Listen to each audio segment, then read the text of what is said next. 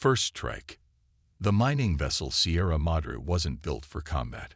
Its bulky frame, covered in solar panels and processing units, drifted through the asteroid belt between Mars and Jupiter like a whale among minnows. Captain Sarah Chen watched through the main viewport as her crew guided another mineral-rich asteroid into the processing bay, their movements precise despite months of monotonous work. "Another day, another rock," she muttered, taking a sip from her coffee mug. The liquid floated in perfect spheres as she forgot to engage the mug's artificial gravity field. Again. That's when everything changed. The sensor array erupted in warnings. A massive object had just emerged from what appeared to be a tear in space itself, its surface gleaming with an otherworldly purple sheen. The object? No, the ship was easily 20 times the size of the Sierra Madre. "All hands to stations," Sarah barked, muscle memory from her military days taking over. "Engineering, power up the emergency drives. Torres, get me a reading on that thing." Lieutenant Maria Torres, their sensor specialist, worked frantically at her console. "Captain, it's impossible. The energy readings are off the charts. The hull appears to be made of some kind of crystalline material we've never encountered before, and it's scanning us." The alien vessel's presence demanded attention, its very existence shattering humanity's long-held questions about being alone in the universe. But Sarah didn't have time to ponder the philosophical implications. Her crew's lives came first. "This is Captain Sarah Chen of the mining vessel Sierra Madre." She broadcast on all frequencies.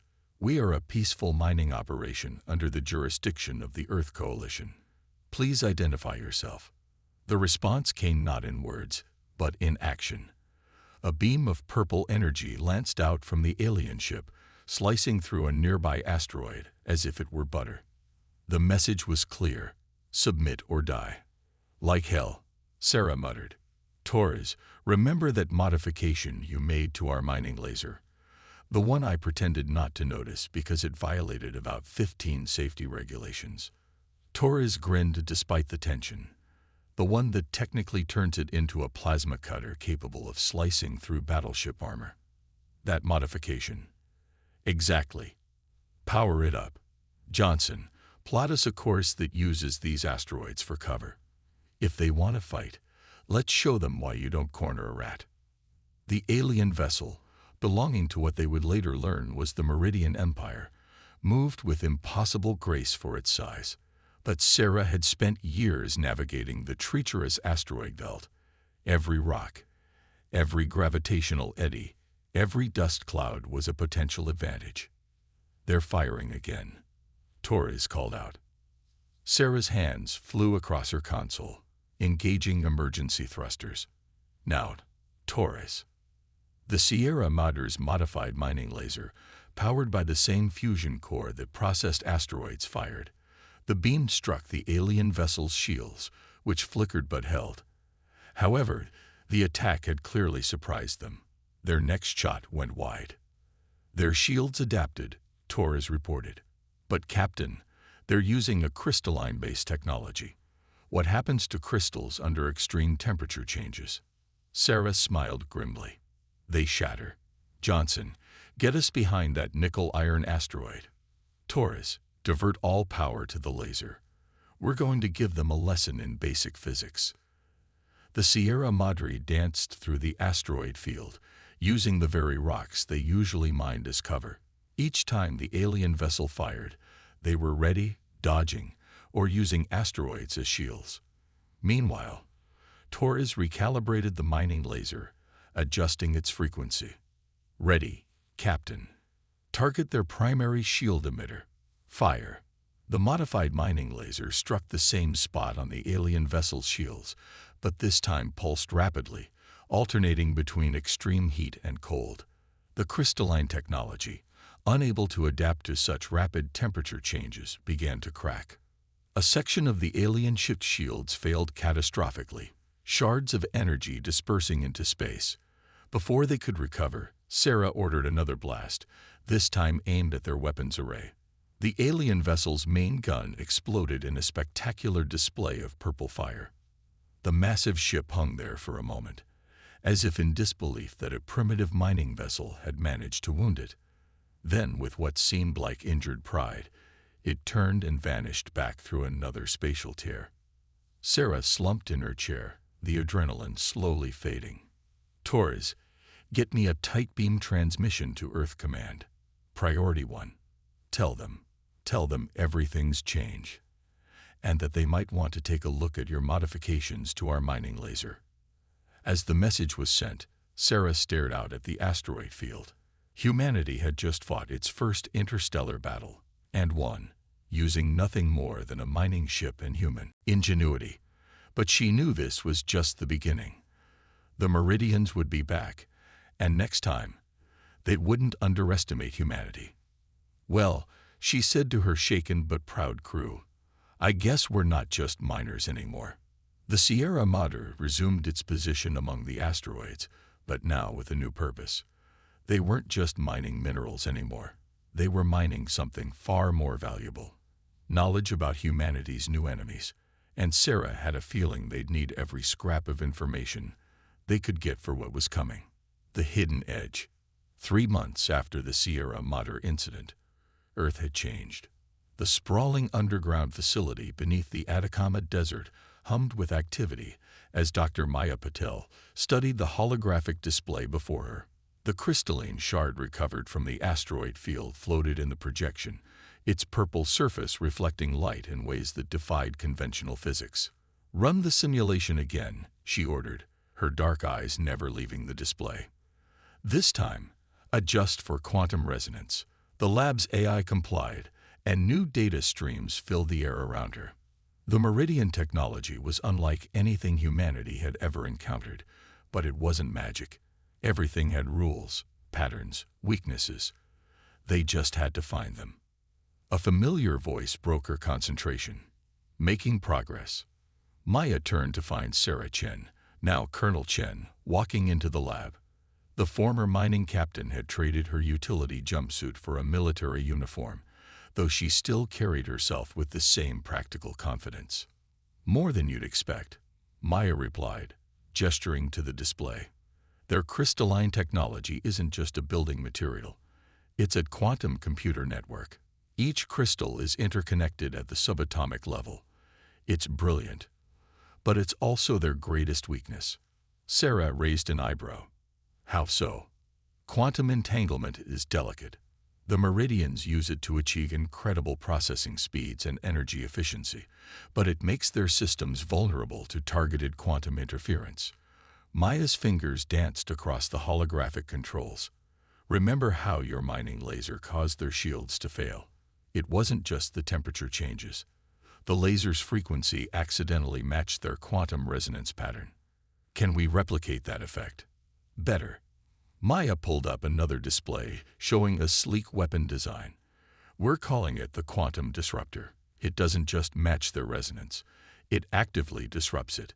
One shot could cascade through their entire crystalline network, temporarily paralyzing their ships." Sarah studied the design. "How many can we build?" "That's the catch. We need rare earth elements to construct the focusing arrays. Lots of them." "Leave that to me." Sarah smiled. "I still have friends in the mining fleet. Speaking of which, how's the retrofit program going?" Maya led Sarah to another section of the lab where a massive viewport overlooked an assembly bay. Below, dozens of mining vessels were being transformed. Their hulls were reinforced with experimental armor, their mining lasers upgraded with military-grade targeting systems, and their processing bays converted into launch tubes for the new quantum torpedoes. "The Meridians think we're primitive," Maya said, pride evident in her voice. "They expect us to build traditional warships. But why start from scratch when we can upgrade what we already have? Every mining vessel knows how to navigate asteroid fields. Every survey ship has experienced crew who understand spatial anomalies. We're turning our entire industrial fleet into a guerrilla navy." Sarah nodded approvingly. "And the special project?" Maya's expression turned serious. She led Sarah to a sealed chamber at the back of the lab. Inside, suspended in a magnetic field, was what appeared to be a small black sphere about the size of a basketball. Project Singularity, Maya explained. We reversed engineered the Meridian's spatial drive technology, but instead of using it for faster-than-light travel, we weaponized it. This device can create a controlled quantum singularity, a miniature black hole, one that we can target. Sarah stared at the sphere with a mixture of awe and concern. That's not just a weapon. That's a planet killer. It's a deterrent, Maya corrected. The Meridians need to understand that if they push us too far, we can push back just as hard. We've learned that their empire spans hundreds of systems. We can't match them ship for ship, but we can make any victory so costly that they'll think twice about continuing this war. A lieutenant burst into the lab, face flushed with urgency. Colonel, long-range sensors have detected multiple spatial tiers forming at the edge of the solar system. The Meridians are back, and they brought a fleet. Breaking formation. Admiral X. Arthal of the Meridian Empire stood on the command deck of his flagship, the Crystal Ascendant, watching the tactical display with all four of his eyes. The primitive human vessels before him were arranged in what appeared to be a standard defensive formation around their homeworld. Their attempted mimicry of proper military tactics would have been amusing if it wasn't so pathetic. My lord, his tactical officer reported, we're detecting unusual energy signatures from their vessels. They appear to have modified their mining equipment into weaponry. How quaint, Exarthal chittered. They truly believe industrial tools can stand against the might of the Empire's finest warships. Begin the attack pattern. Standard purification protocol. The Meridian fleet moved with perfect synchronization, their crystalline hulls catching the light of Earth's sun as they advanced. 30 warships, each a masterpiece of quantum engineering, arranged themselves in the time-tested Spear of Dawn formation. It had brought victory in 1,000 battles across the Empire. That's when everything went wrong. The human fleet suddenly scattered like startled prey, but there was purpose in their chaos. Mining vessels dove into the debris field that orbited their planet, using their experience to navigate through the artificial maze of derelict satellites and space junk the humans had accumulated over centuries. My lord, we're losing target locks. The tactical officer's mandibles clicked in frustration. The debris field is interfering with our quantum sensors. Impossible, Paxarthal snarled. Our targeting systems are perfect. Press the attack. They cannot hide forever. But the humans weren't hiding. From within the debris field, dozens of modified mining lasers opened fire. The beams weren't particularly powerful, but they were precisely targeted at specific points on the Meridian ship's crystalline hulls. Where they struck, the quantum-linked material began to resonate unpredictably. Multiple ships reporting shield fluctuations, the tactical officer announced, his voice rising in pitch. The humans, they've somehow analyzed our quantum network vulnerabilities.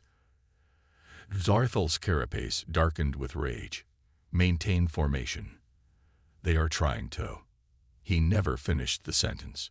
A series of small, dark objects emerged from the converted processing bays of the human mining fleet. Quantum torpedoes, their warheads pulsing with carefully calibrated interference patterns, streaked toward the Meridian formation. Evasive action. Zarthal ordered, but it was too late. The torpedoes detonated, and waves of quantum disruption cascaded through the perfectly synchronized Meridian fleet. Ship after ship went dark as their crystalline systems temporarily collapsed. My lord, we're receiving a transmission from the humans. Sarah Chen's voice filled the command deck. Meridian fleet, this is Colonel Chen of Earth Defense Force. Your ships are currently experiencing a system-wide quantum cascade failure. In about 30 seconds, your backup systems will restore power. That's exactly 25 seconds after our next wave of torpedoes reaches your position.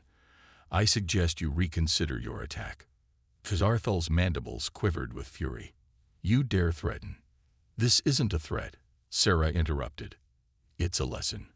You thought we'd try to match your technology level, to fight you symmetrically. That's not how humans work. We adapt. We improvise. We take what we have and make it into what we need. As if to emphasize her point, several human vessels emerged from the debris field, their hulls covered in reflective material salvaged from their own space junk. The improvised stealth coating rendered them nearly invisible to Meridian sensors. We've studied every piece of your technology we could find, Sarah continued. Every fragment from our first encounter, every emission from your ships. While you were preparing a perfect attack, we were learning how to break your perfect systems. The tactical display showed more human ships appearing from unexpected vectors, their mining equipment repurposed into weapons specifically designed to exploit Meridian weaknesses. They had turned their industrial fleet into a force that could counter enemy sentries ahead of them technologically. Final warning. Sarah's voice was steel. Withdraw now, or we'll demonstrate what else we've learned about your crystalline technology. And trust me, you won't enjoy the physics lesson. Exarthal stared at the tactical display, his perfect formation in shambles, his advanced fleet neutralized by retrofitted mining vessels. The humans hadn't just defeated his attack, they had shattered the very foundations of Meridian military doctrine. All ships, he finally commanded, his voice heavy with disbelief, retreat to secondary coordinates. Tactical, prepare a full report for the Imperial Council. The humans are not what we thought they were. As the Meridian fleet limped away through hastily opened spatial tiers, Sarah turned to her crew aboard the converted mining vessel Defiant. Send word to Earth Command. Tell them the defense screen worked, but the Meridians will be back. Next time, they'll be ready for our tricks. They'll adapt their technology, her tactical officer noted. Sarah smiled. Good. So will we. That's the difference between us and them. They'd perfect a system and stick to it. We never stopped changing. She looked out at the debris field that had helped them win this battle. Get me a line to Dr. Patel. I have some ideas for our next round of modifications. The battle was over, but the war was just beginning. Humanity had proven they could stand against the Meridian Empire not by matching their technology, but by changing the rules of engagement entirely. And they were just getting started. The quantum gambit. In the war room deep beneath the Atacama Desert, holographic projections filled the air with swirling representations of quantum mechanics and spatial coordinates. Dr. Maya Patel stood before Earth's combined military leadership, her usual lab coat replaced by a formal uniform that still felt strange on her shoulders. Project Singularity is ready, she announced, bringing up a detailed schematic of the black sphere. But there's a catch.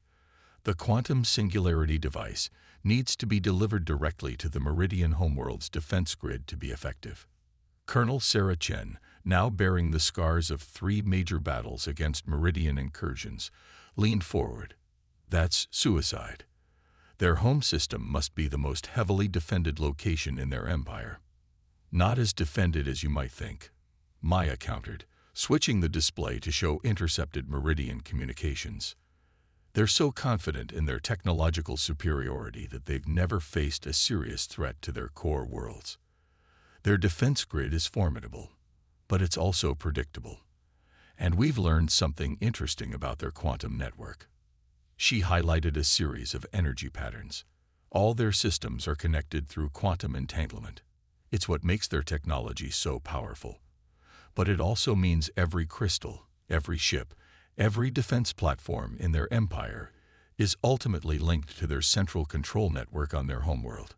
General Rodriguez, the grizzled commander of Earth's defense forces, saw where this was going. You want to use their own network against them. Exactly. Maya's fingers danced across the controls, showing a simulation.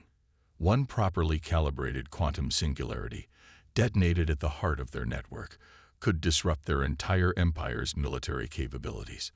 Not permanently, but long enough to force negotiations. Sarah studied the simulation carefully. How do we deliver it? Even our modified ships can't get close enough without being detected. Maya smiled. We don't use our ships. We use theirs. The holographic display shifted to show a captured Meridian scout vessel, recovered from the last battle. Its crystalline hull was partially damaged, but its quantum systems were intact. "We've spent months studying their technology," Maya explained. "We can replicate their quantum signatures now. With this ship, we can disguise a small team as a returning Meridian patrol. They'd never expect us to use their own vessels against them." "It's still a one-way trip," Sarah pointed out.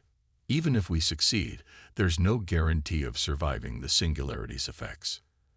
"That's why I'm going," Maya said firmly. "I'm the only one who fully understands the quantum mechanics involved. I can make adjustments on the fly if needed." "Not alone. You're not." Sarah stood. "I've flown against their formations. I know how they think. Besides, someone needs to pilot that thing, and I doubt you've had time for flight training between all your quantum physics breakthroughs." General Rodriguez cleared his throat. "This is an incredible risk. If you fail, we lose our best scientist and one of our most experienced commanders. If you succeed, you might still not make it back." "With respect, sir," Sarah replied, "if we don't try this, we'll eventually lose everything. The Meridians are learning from each defeat. They're adapting their tactics, strengthening their weaknesses. We need to end this war before they overwhelm us through sheer numbers." Maya brought up one final simulation. "The quantum singularity won't destroy their homeworld. It's not designed to. It will create a temporary disruption in their network, essentially giving their entire empire a hard reset. During that window of vulnerability, they'll be forced to recognize us as equals rather than primitives to be conquered." "And if they don't?" Rodriguez asked. "Then we'll have proved we can strike at their heart," Sarah answered grimly. "Sometimes the threat of a weapon is more powerful than using it." The room fell silent as the implications sank in. Finally, Rodriguez nodded. "How long to prepare?" "The singularity device is ready," Maya reported. "We can modify the captured vessel within 48 hours. The real challenge will be programming it with enough Meridian patrol data to pass inspection." "Make it 24, Sarah ordered. "Intelligence suggests they're preparing another major offensive. We need to move before they launch it." As the military leadership filed out to prepare for the mission, Maya caught Sarah's arm. "You know the math on this. The chances of survival are better than our chances if we do nothing," Sarah finished. "Besides, I've gotten pretty good at beating the odds lately." Maya nodded, then turned back to her calculations. They had one shot at this, and it had to be perfect. The fate of humanity would rest on a stolen ship, an experimental weapon, and the courage of two women willing to risk everything to end a war. The quantum gambit was about to begin, and its success or failure would determine the future of two civilizations. Victory's price. The captured Meridian scout ship slipped through space, its crystalline hull pulsing with the same quantum signatures as any other Imperial vessel. Inside, Sarah Chen sat at the alien controls, her hand steady despite the stakes. Beside her, Maya Patel monitored the quantum singularity device, its black surface seeming to swallow the light around it. "Another patrol approaching," Sarah murmured, keeping her voice low despite knowing the Meridians couldn't hear them. "Running recognition protocols." The patrol ship pinged them with a quantum authentication request. Maya held her breath as their spoofed credentials were transmitted. After what felt like an eternity, the patrol moved on. "That's the third checkpoint," Maya noted, checking their position. "We're entering the core systems now."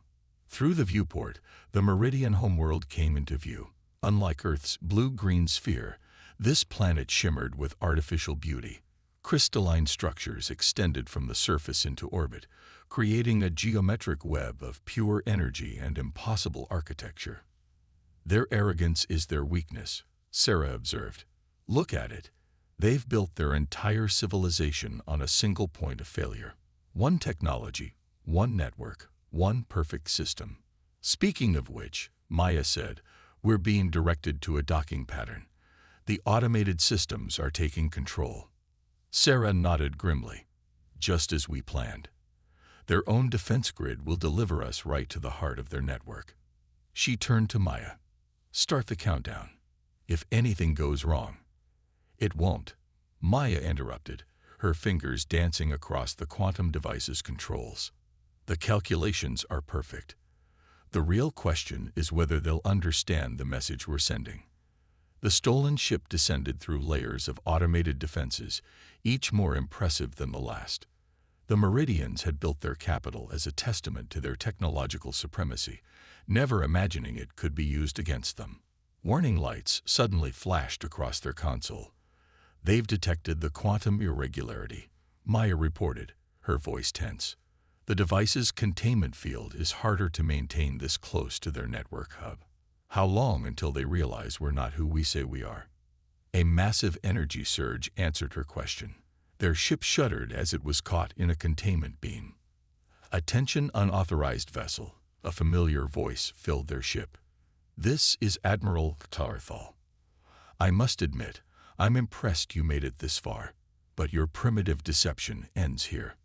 Sarah opened the channel. "Admiral, I was hoping we'd meet again, but you might want to scan our cargo before making any hasty decisions."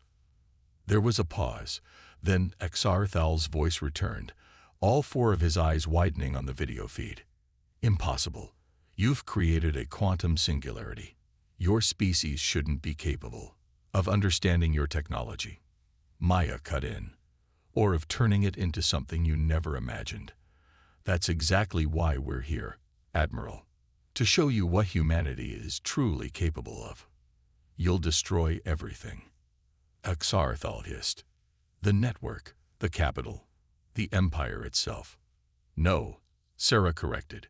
"We'll disrupt it, temporarily, just long enough to prove a point. Humanity isn't your inferior. We're your equal, maybe even your future." Maya's console beeped urgently. "Sarah, the containment field is failing. It's now or never." "You have a choice, Admiral," Sarah continued. "Release our ship and order your empire to stand down, or we detonate this device and watch your perfect system crash. Either way, the age of Meridian superiority ends today." Harthal's mandibles clicked rapidly, a sign of intense calculation. "You would sacrifice yourselves to deliver this message, to save our world." Sarah smiled, without hesitation. "That's another thing you never understood about humans. We'll die for what we believe in. But we'd rather live to build something better," Maya added. Together. There was a long moment of silence. The containment beam held their ship immobile as destiny balanced on a quantum knife's edge. Finally, Exarthal spoke. Perhaps we have underestimated your species." The containment beam disappeared. "Stand down all defenses. Open a channel to the Imperial Council. It seems negotiations are in order." Maya quickly stabilized the quantum device as Sarah maneuvered their ship to a safe distance. Below them, the crystalline networks of the Meridian capital continued their perfect dance, but something fundamental had changed. "Think they'll keep their word?" Maya asked. Sarah watched as dozens of Meridian ships stood down, their weapon systems powering down. "They're pragmatic, if nothing else. We've shown them we can hurt them. More importantly, we've shown them we can understand them. Sometimes that's all it takes to change an enemy into an ally." "And the quantum singularity device. We'll keep it, as a reminder to both sides of what happens when you push too far." Sarah turned to her friend. "Ready to go home?" Maya nodded, already calculating the spatial coordinates for Earth. As their ship prepared to jump, she looked back at the Meridian capital one last time. "You know what the real victory is. We didn't just prove ourselves their equals. We showed them a completely new way of thinking. Imagine what we could accomplish together."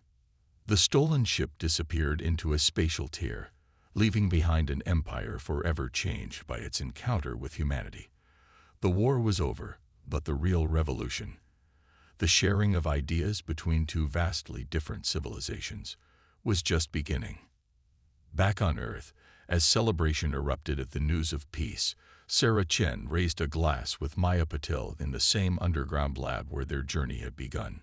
"To the future," she said. Maya smiled. "To humanity. May we never stop surprising the universe." Above them, in orbit around Earth, Meridian ships now docked peacefully alongside converted mining vessels. The crystal technology that had once threatened humanity's existence now pulsed in harmony with human innovation, a testament to the power of adaptation, courage, and the relentless human spirit that refused to accept limitations. The stars beckoned, and for the first time, humanity would explore them not as survivors or warriors, but as partners in the greatest adventure of all, discovery.